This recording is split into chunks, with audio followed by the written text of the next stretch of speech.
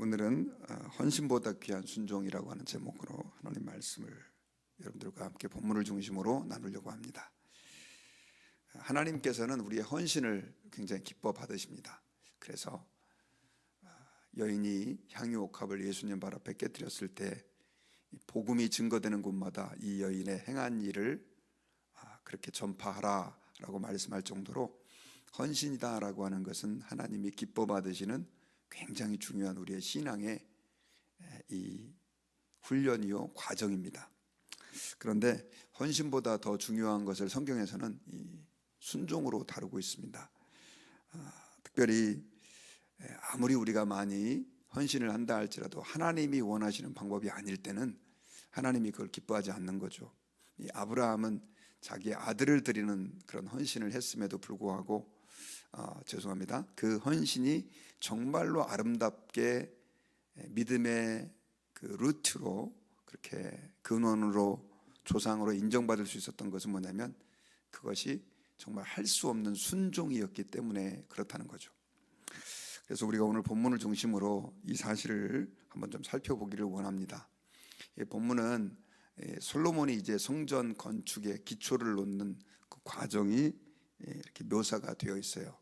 그런데 여기에 이 동원된 인원들 이렇게 좀 그분들이 한 분 한 분 이렇게 아주 디테일하게 묘사가 되어 있는데 정말 어마어마한 규모의 인원들이 동원이 됐어요.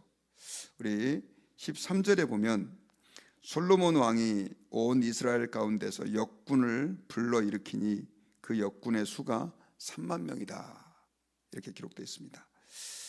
일하는 사람이죠. 3만 명을 불러 모았는데 이 3만 명을 어저께 말씀드린 것처럼 레바논에 보내서 거기에서 백향목을 이제 이렇게 수입해 오는데 일꾼으로 보내고 또 이걸 나르는 일에 이렇게 동원을 한 거죠.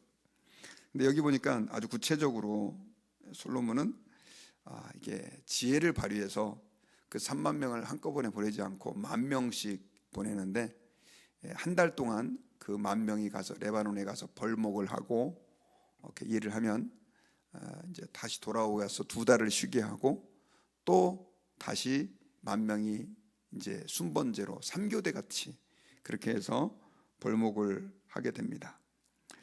그리고 15절에 보니까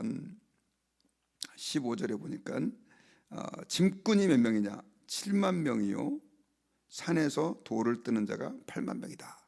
여기서 이 짐꾼은 뭘 얘기하냐면 바로 그 벌목한 나무들을 이제 이스라엘로 이송을 해오는데 어제 말씀드린 것처럼 욥바 항구로 바다를 통해서 너무 백향목이 크니까 그걸 뗏목처럼 해서 바다를 통해서 운송을 해와서 욥바 항구에 도착하면 이 욥바 항구에서부터 예루살렘까지 이송을 해오는 거예요. 오늘날처럼 운송수단이 좋던 시대가 아니었기 때문에 정말 어마어마한 일이었던 거죠. 여기에 동원된 사람이 7만 명이고요. 그리고 아까 그 앞에 3만 명과는 또 다른 부류의 사람이었던 것 같습니다. 산에서 돌을 뜨는 자가 8만 명이다. 그래서 저기 이 예루살렘 성전 그 터의 그 바닥 주추가 다 큰 돌로 이루어져 있었는데 그 돌을 산에서 떠오는 사람이 8만 명이 동원됐습니다. 그러니까 15만 명이 벌써 여기서 등장하고 그 다음에 앞에 3만 명까지 하면 18만 명이 이 일을 위해서 수고하고 헌신을 한 것이죠. 그리고 이걸 관리 감독하는 사람이 3,300명이다 라고 기록이 되어 있으니까 이 18만 명을 관리하는 3,000명까지 합치면 18만 3,000명이 동원이 됐습니다. 그래서 이것을 가지고 성전의 기초석으로 다듬어서 이 성전의 이제 이 저 파운데이션을 만드는 과정이 오늘 본문 가운데 기록이 되어 있습니다. 자, 제가 이걸 갖다가 좀 계산을 좀 해봤어요. 특별히 레바논에 파송했던 사람들이 10,000명인데 자원봉사하지는 않았을 것 같고 가족이 있는 사람들이고 그러니까 월급을 요즘 수준으로 정말 완전히 미니멈 페이만 한다고 해도 뭐 한 달 동안 아예 집을 떠나서 기숙하면서 일을 하니까 한 4,000불 정도는 줘야 될 거 아니야, 한 사람 앞에. 그러니까 뭐 10,000명의 월급만 계산을 해도 얼마냐? 40 밀리언 달러예요. 그러니까 뭐 어마어마한 돈이죠. 그런데 10,000명이 그만큼인데 18만 명이 이 페이를 준다. 그러면 어느 정도의 돈이 들어갔을까요? 제가 계산을 해보지 않았습니다. 뭐 더더군다나 사역 감독하는 사람들은 미국 기준으로 했을 때입니다. 좀 더 줘야 되겠죠. 그러다 보니까 이 국가에서 어느 정도의 예산을 이 성전 건축을 위해서 썼는지를 알 수 있어요. 그리고 이 공사가 몇 년 동안 진행됐냐면 7년 동안 진행됐습니다. 물론 뭐 7년 동안 28만 명이 계속 동원된 건 아니었지만 어쨌든 이 성전의 재료를 다 빼고 레이버 인건비만 계산해도 이건 뭐 어마어마한 액수의 돈이 들어간 겁니다. 그런데 여러분 아시겠지만 그 성전 안에 들어가는 기구들, 금들 이런 재료들을 따지면 또 뭐 그 레바논 그 두루 왕에게 주는 그 어떻든 그 곡물들이 또 어마어마했잖아요. 이 성전을 짓는 데 들어간 비용은 요즘 말로 말해도 천문학적인 숫자가 들어갔습니다.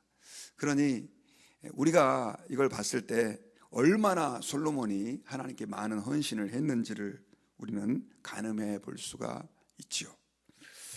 제가 이 말씀을 보면서 야, 정말 대단하다, 하나님의 성전의 역사가, 이런 생각이 좀 들었어요. 그런데 이걸 하나님은 도대체 어떤 마음으로 보셨을까, 이런 생각을 하고 성경을 좀 앞뒤를 쭉 읽어봤는데요, 하나님이 이렇게 많은 사람을 동원하고 이렇게 어마어마한 규모의 성전을 건축하는 거에 대해서 너무너무 좋아하셨다, 그런 표현이 없어요, 성경에. 그리고 오히려 열왕기상 6장 12절과 13절을 보면요, 6장에 보면 이제 성전을 건축하는 과정이 좀 기록이 되어 있거든요. 여기에 보면 12절과 13절에 솔로몬에게 하나님의 말씀이 임해서 주님이 이런 말씀을 하세요. 내가 지금 이 성전을 건축하니 네가 만일 내 법도를 따르며 내 율례를 행하며 내 모든 계명을 지켜 그대로 행하면 내가 내 아버지 다윗에게 한 말을 내게 확실히 이룰 것이요, 내가 또한 이스라엘 자손 가운데에서 거하며 내 백성 이스라엘을 버리지 아니하리라 하셨더라, 이거예요. 야, 네가 이렇게 많은 돈을 들여서 이렇게 비싸게 투자해서 성전을 지으니까 내가 너무 기쁘다, 이렇게 한마디 해주셨으면 좋을 텐데 하나님은 본문에서 그 성전을 짓는 과정에 대해서 침묵하고 계시는 것 같아요. 그러면서 오히려 솔로몬에게 네가 내 법도를 따르고 율례를 행하며 모든 계명을 지켜 행하면 아버지 다윗에게 한 약속을 내가 이루어 주겠다라고 얘기를 하고 있죠. 사실 여러분, 하나님께서는요 그렇게 이렇게 웅장하고 화려한 성전에 거하시는 것을 기뻐하시는 분은 아닌 것 같아요. 왜냐하면 사실 하나님께서는 이스라엘 백성들에게 성막을 만들어라, 타버너클, 이 천막은 아주 초라한 규모였거든요. 물론 뭐 안 부분은 금으로 해서 만들었지만 성막의 규모는 참 초라한 것이었습니다. 그리고 지성소 해봐야 뭐 몇 평 안 돼요. 10평도 안 되는 작은 규모의 그런 성막이었는데 그것은 하나님의 임재를 그들에게 보여주시기 위해서 하나님이 그렇게 모세를 통해서 만들라고 했는 것인데, 사실은 성전을 너희들은 이렇게 지어라라고 하나님은 계시를 주신 적이 없어요.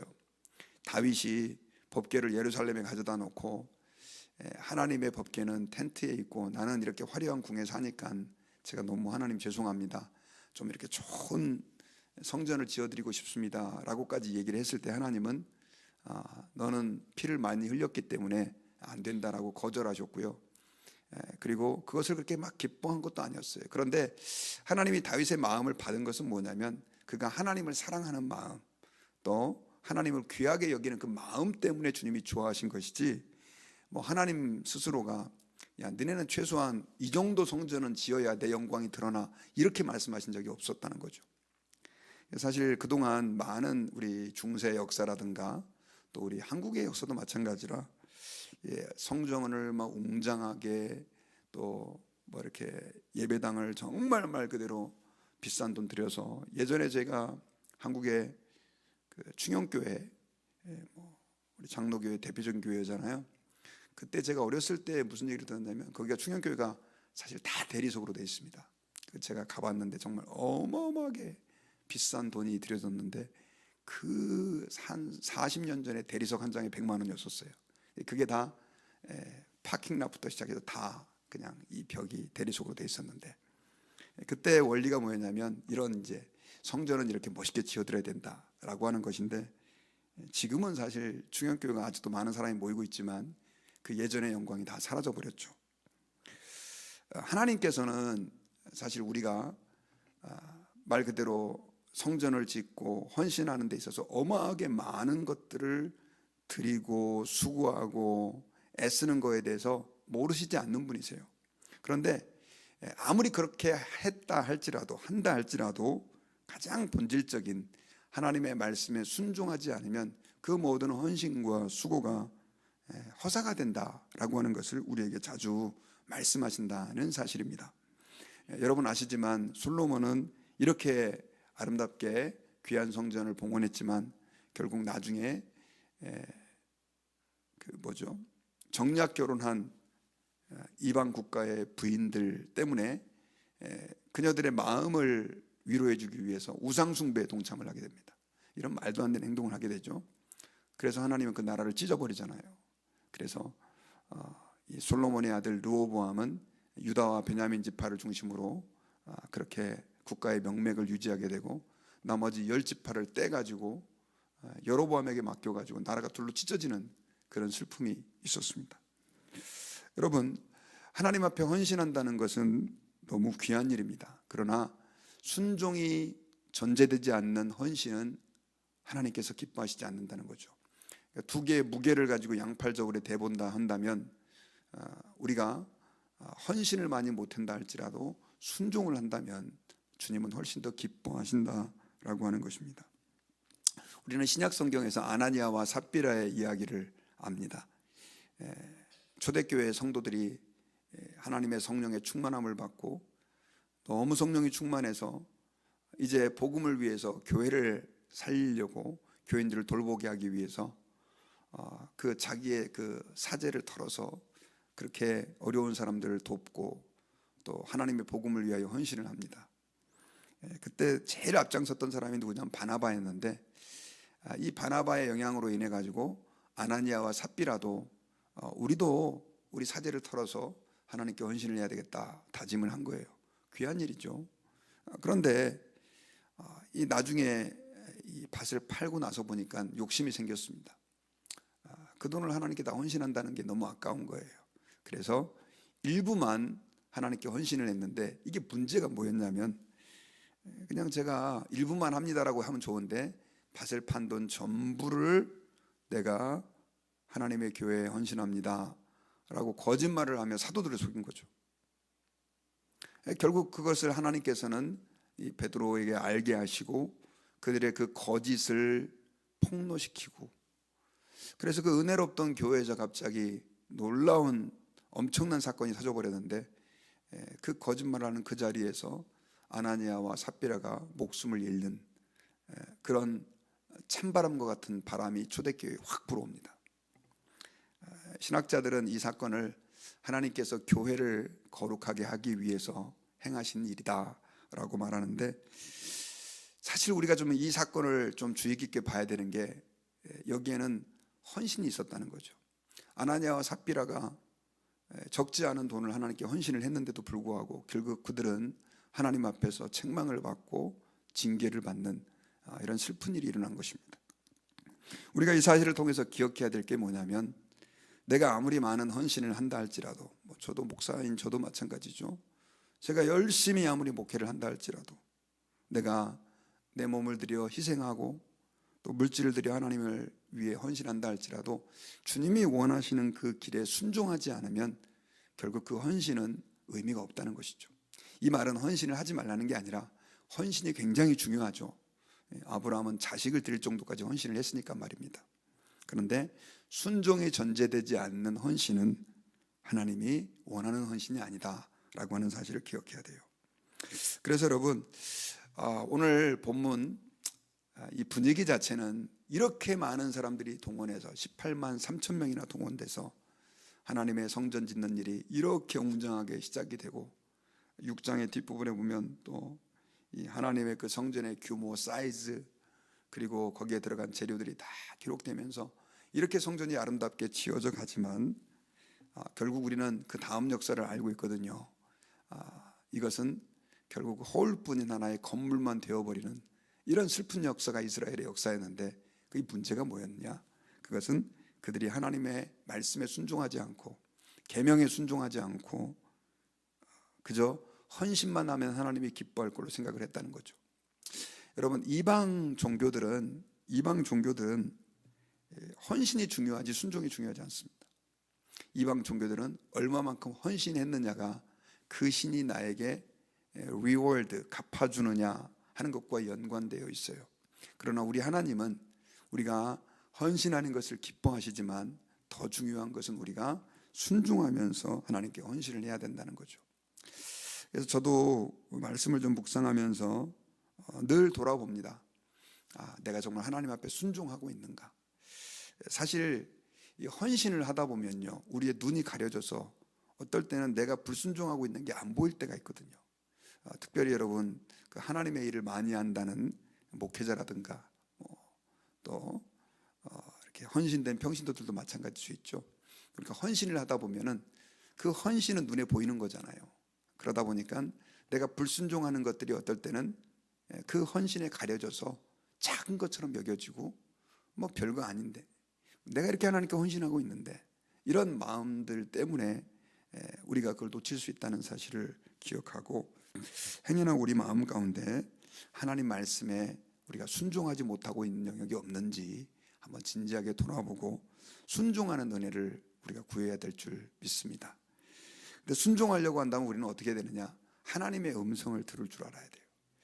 이 하나님의 음성 듣는다 그러면 뭐 무슨 사무엘이 이렇게 들었던 그런 것처럼 또 꿈이나 환상을 통해서 주님이 말씀해 주시는 이런 것들만 생각하지만, 물론 하나님이 그런 과정을 통해서도 말씀할 수 있지만 때로는 사탄도 그렇게 우리에게 충동질하고 유혹을 하고 잘못된 메시지를 줄 수 있다는 거죠. 그래서 가장 우리에게 안전한 주님의 메시지는 뭐냐? 기록된 말씀, written words죠. 하나님께서 우리에게 성경을 통해서 기록해 주신 말씀이에요. 그래서 이 말씀을 들을 때 또 기도하다가 주님이 우리에게 마음을 깨우쳐 주실 때도 있죠. 이런 음성들을, 하나님의 그 우리에게 주시는 말씀들을, 원하시는 것들을 우리가 잘 들을 수 있는 준비가 되어야 되고, 그리고 분별할 수 있는 은혜가 있어야 돼요. 여러분, 아까 제가 사무엘 얘기 잠깐 했지만 하나님이 사무엘을 부르시잖아요. 사무엘아, 사무엘아. 사무엘이 그 얘기를 듣고 엘리가 자기를 불렀는 줄 알고 저를 부르셨습니까? 물어봤는데 아니라 그래가지고 3번이나 이제 이 사건이 반복이 되면서 마지막 3번째 엘리가 하나님이 너를 부르시는 것 같은데 그때 너는 이렇게 얘기를 해라. 하나님, 주의 종이 듣겠습니다. 말씀하십시오. 요 말을 해라. 그러면 하나님이 너한테 말씀하실 것이다. 저는 성경을 읽을 때 그 부분이 참 마음에 와닿았던 게 뭐냐면, 하나님이 그냥 사무엘아 하면서 그에게 그냥 말씀하실 수도 있는데 그가 들을 준비를 하기를 기다리셨던 거죠. 여러분, 우리는 들을 준비를 해야 돼요. 저는 말씀을 전하는 사람이다 보니까 말할 준비를 늘 하고 사는데 그거보다 더 먼저 들을 준비를 우리가 해야 돼요. 저를 포함해서 우리 하나님 앞에. 근데 많은 사람들이 하나님 앞에 헌신할 일만 생각하지 하나님 앞에서 순종하고 들을 준비를 하지 않는 그리스도인들이 많아요. 하나님 앞에서 뭔가 결정해야 될 때 여러분 꼭 함부로 결정하지 마시고, 하나님, 주님이 제게 원하는 것이 무엇입니까? 주님이 제게 말씀해 주십시오. 그렇게 해서 주님이 확신을 주실 때 우리가 움직이고 결정할 수 있는 그런 순종의 삶을 살아야 합니다. 그렇게 살 때 우리가 하나님 앞에서 우리의 남은 생에, 물론 100% 순종하면서 산다는 게 쉽지 않겠지만 하나님의 뜻을 따라서 걸어가는 그런 인생이 되게 될 줄 믿습니다. 저는 말씀의 결론을 맺겠습니다. 오늘 이 본문, 솔로몬이 너무나 기대감 속에서 그의 성전 역사를 시작하는 장면입니다. 어마어마하게 많은 인원이 동원이 됐습니다. 18만 3,001명. 자, 이 많은 사람들, 레이버만 해도 천문학적인 숫자죠. 그런데 성전을 짓는데 이렇게 많은 헌신이 솔로몬에게는 있었습니다. 그러나 결국 그는 나중에 순종하지 않았어요. 성전을 짓는 그 솔로몬에게 주님께서 말씀을 주시며 나타나셔서 그에게 당부하신 말씀이 뒷부분에 열왕기상 6장에 보면 내 법도를 따르고 율례를 행하며 모든 계명을 지켜 행하라. 계속 그런 당부였었습니다. 우리가 하나님 앞에 헌신하다 보면 때로는 내가 하나님 앞에서 불순종하고 있는 걸 잘 깨달지 못할 때도 있어요. 왜냐하면 헌신이라는 게 너무 크고 웅장해서 어떤 때는 우리의 불순종을 가려버릴 때가 있기 때문에 그렇습니다. 특별히 새벽에 기도할 정도 되면 저는 다 헌신된 분이라고 생각합니다. 우리의 마음 안에 이런 불순종의 마음들이 없는가? 혹시 이 헌신이라고 하는 이 우리의 그 수고 위에 불순종의 싹이 자라고 있지 않은가 한번 돌아보고 하나님 앞에서 주님, 제가 순종하는 사람이 되게 해주십시오. 그리고 늘 하나님의 뜻을 저희로 하여금 깨닫게 해주시고 그 말씀을 따라 살 수 있는 힘을 부어주십시오. 기도하는 우리 모든 성도가 되시기를 주의 이름으로 축원합니다. 기도하겠습니다.